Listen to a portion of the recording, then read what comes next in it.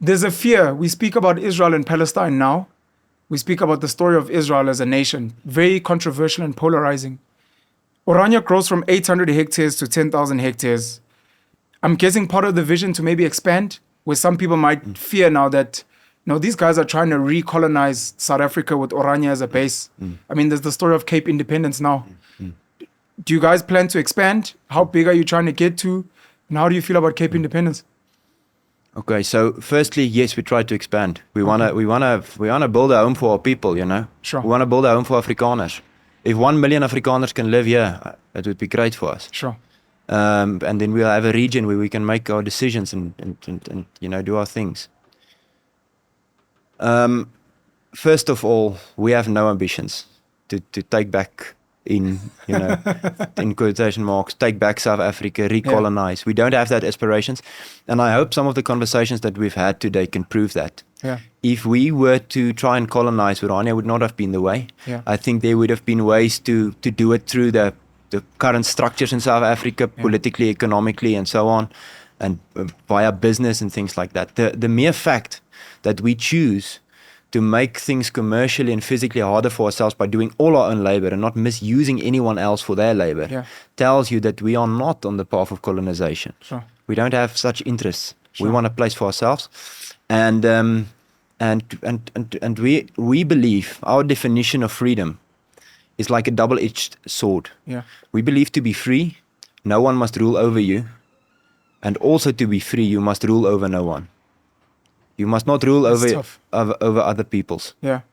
That's part of freedom. Because when you use people to do your work, or you use them as in the old times as slaves, you become a slave of that because you need that. You can't go without it. Sure. We want to be free of that as Christians and as Oranians. Yeah. Secondly, the mentality of the average Oranian is not one of a large South Africa centrally ruled. It's been tried. The British tried to rule South Africa. Just go back 124 years. Sure. The Union of South Africa was the first time everything was centralized. Before that, you had the Cape Colony, which was British. You had the Zulu Kingdom, the Xhosa Kingdom. You have two Afrikaner republics, Boer republics. You had things like that. You had your nomadic people traveling around. It's a different picture. South Africa was just a geographical concept. It was not a centralized system. Yeah. And we believe that the solution is not to try what the British did and failed, which was centrally managing South Africa. Sure. We believe that Afrikaners tried to rule South Africa from a centralist perspective and they failed. Yeah. Stopped, it didn't work out. And now the ANC is trying to rule South Africa from a centralist way of thinking. And they are also not doing well. They're also failing, horribly in some cases.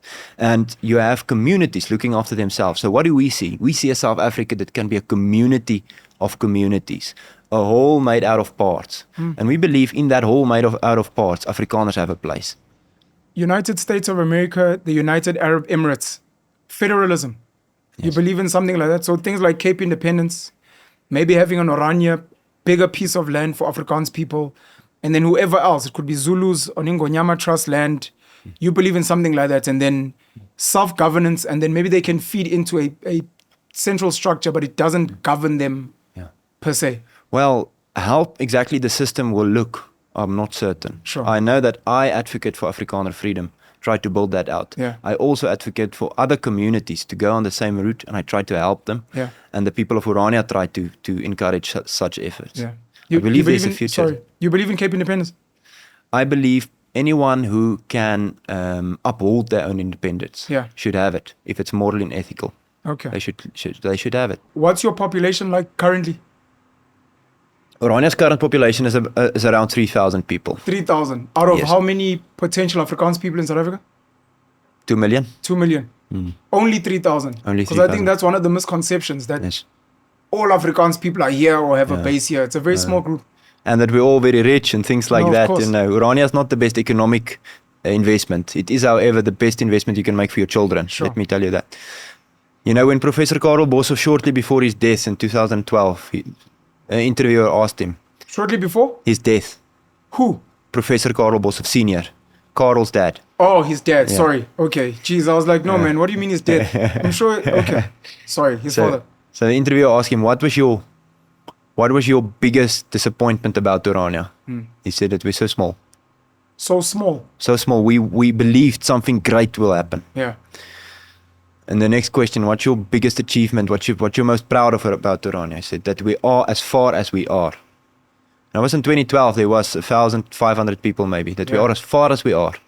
Because we knew if we are 100,000 people immediately after 91, we would have reverted back to old habits. Yeah. We would have reverted back to old habits of cheap black labor, Sure. misusing that. Sure. We need to go through this process, creating this place. Yeah.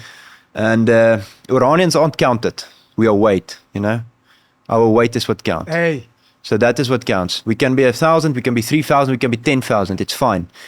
But you will find that Oranians are a special breed of people. Highly motivated and highly enthusiastic about the future. Sure.